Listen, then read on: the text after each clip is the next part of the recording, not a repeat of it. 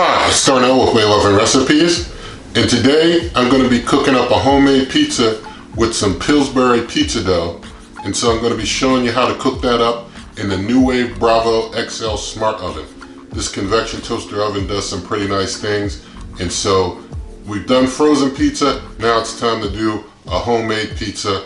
I'm not one to really do my own dough, but this dough you heat it up just like you do. If you made your own dough, you'd have to still, heat it up afterwards. And so this one you go through the heat up process, then make your pizza. I'm gonna go through all those process and steps here with the NuWave Breville XL Smart Oven. So when you wanna cook a pizza at home, you'll know how to do it as well. So let's get started on that pizza right now. Okay, so for this cook, I've got my Pillsbury pizza crust here. I've also got some shredded chicken. If you saw my cook of 2 chickens in the NuWave Breville XL Smart Oven, this is that chicken meat, or some of it at least. I also am not making my own pizza sauce, so I've got some Prego brand pizza sauce I'll be using. I've got some shredded mozzarella cheese, and I'll be using some cooking spray on here. This is the baking pan for the NuWave Breville XL. I just lined it with foil, and I'll spray some cooking spray on it before I put the pizza dough on there to start cooking it. So I'm only going to be using as much of this pizza crust dough that'll fit into the NuWave Breville XL Smart Oven's baking pan. Now, in order to start, the first thing to do is to have an oven at 425 degrees. So I'm going to heat up the oven to 425 degrees. If you're using a cookie sheet, you can go at 400. Okay, so I'm going to start the Breville up by hitting the power on button. Then I'm going to hit the preheat button. Then I'm going to hit the start pause button and up the temp to 425. So that it's going to preheat to 425. Once it's preheated to 425, I'll have to quickly turn it off and back on again to get it into the pizza mode in order to start cooking the pizza. So I'm going to, for now, let that start preheating, and I'm going to start rolling out my pizza dough on the baking pan. I'm going to just spray that baking pan with some cooking spray to start.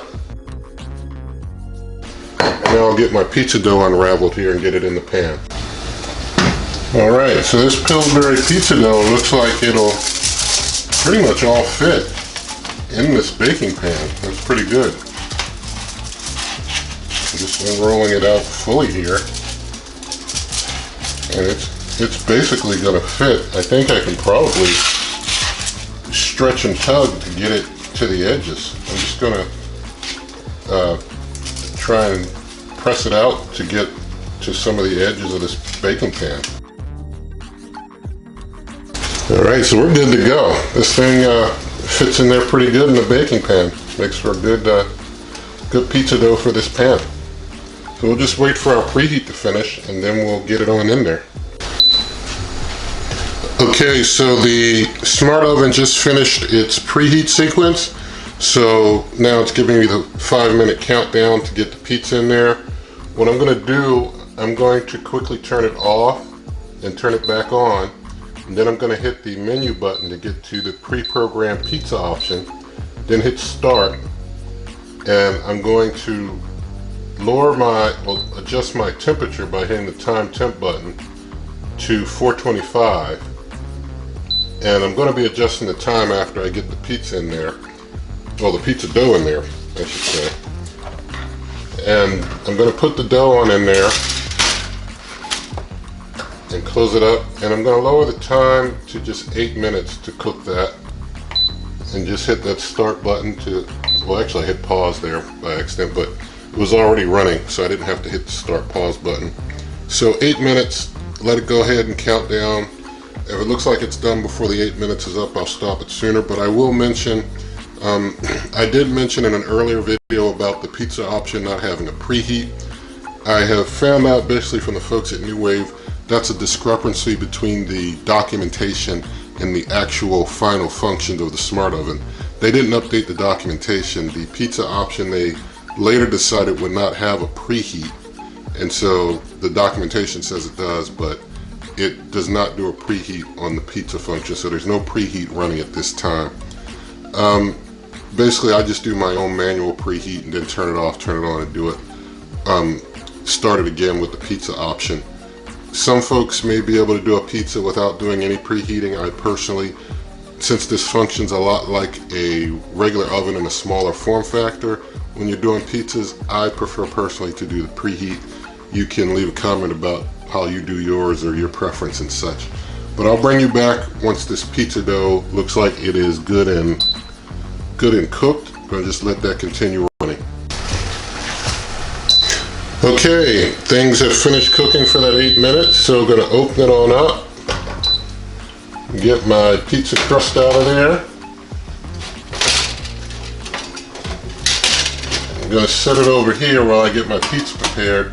You're supposed to, when you're doing pizzas, have the rack on the second or third rack. I had mine on the first rack, so when you do yours, be sure to make sure you do it on the second or third rack, not the first rack. But we're going to push it on up to the first rack for the actual cook of the pizza. And I'm going to go ahead and turn the smart oven back on so that it stays cooking at that temperature. So I'm going down the menu, the pizza, 425, and time temp, although it's 15 minutes, I'll lower it in a moment to about 10 minutes. But just going to let it keep running so that it keeps hot. Now I'm going to go ahead and start preparing my pizza. I've got my pizza sauce. You can see my dough's gotten pretty thick. Just going to pour out pizza sauce, and the amount of pizza sauce is your personal preference and liking. With pizza, you basically do what you want.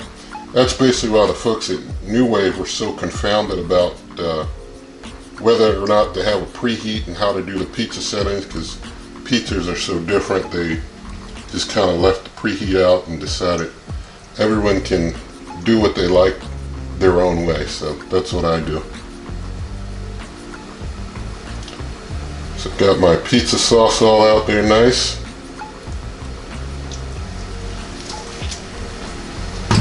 Alright, let's set that down. Now I'm going to go ahead and put my cheese on top of that. Just going to sprinkle cheese. With cheese, the amount of cheese is also your personal preference. It's all with pizza the way you personally prefer.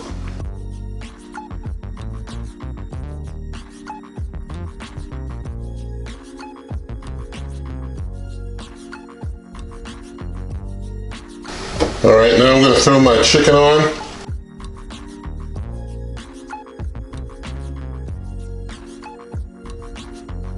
Alright, now that I've got it all dressed up with all the toppings that I want to make sure that this smart oven is set to the pizza cook for 10 minutes. So it's got pizza, it's at 11 minutes. I'm going to go ahead and open up and put it in. It might be going in just at the 10-minute mark. We'll see.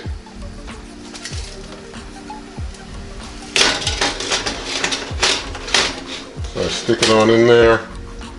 I hit my light, close it up, and just as I close the door, we're at 10 minutes. So I'm just gonna stick it back a little bit in there, make sure it's back there, into the oven well. And just let it run for that 10 minutes. And so I'll keep an eye on it and I'll bring you back.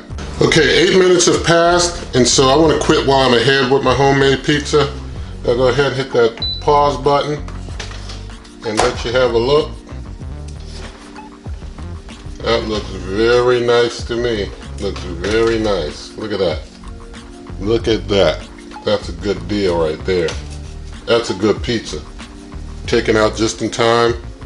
10 minutes for 8 minutes for the dough, then 8 minutes for the pizza, 16 minutes, bam. We got a finished pizza right there. So, gonna go ahead and get this off onto this tray here, onto this rack here to cool it. All right, getting it off here. Set it there. Close my Bravo up. Thank you very much, Bravo.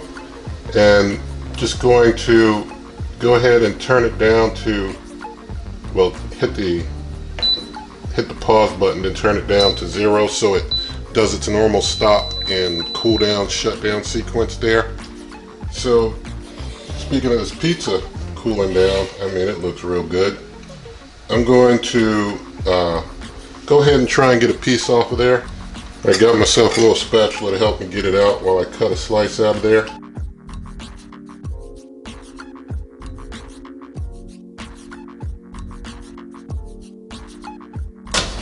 Alright, got my pizza slice out of there. Look at that. That looks, whoa, whoops. Quick hands, saved it. But you can see there, looks pretty good. Got a couple fingerprints in there, but it'll be alright.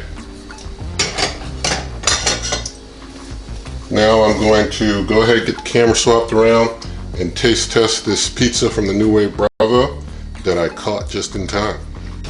Okay, here's our pizza from the NuWave Breville. Let's do a taste.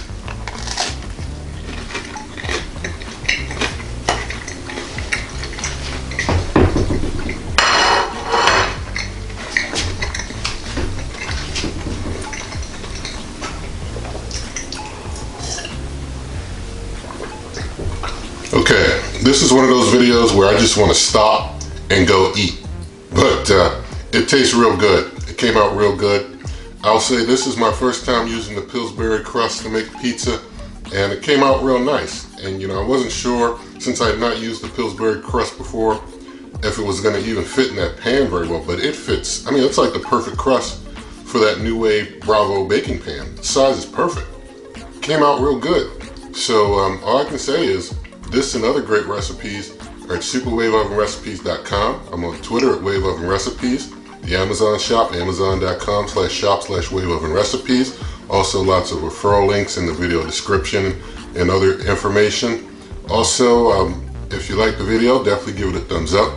Share the video with your friends. Leave some comments, subscribe to the channel, and good eating.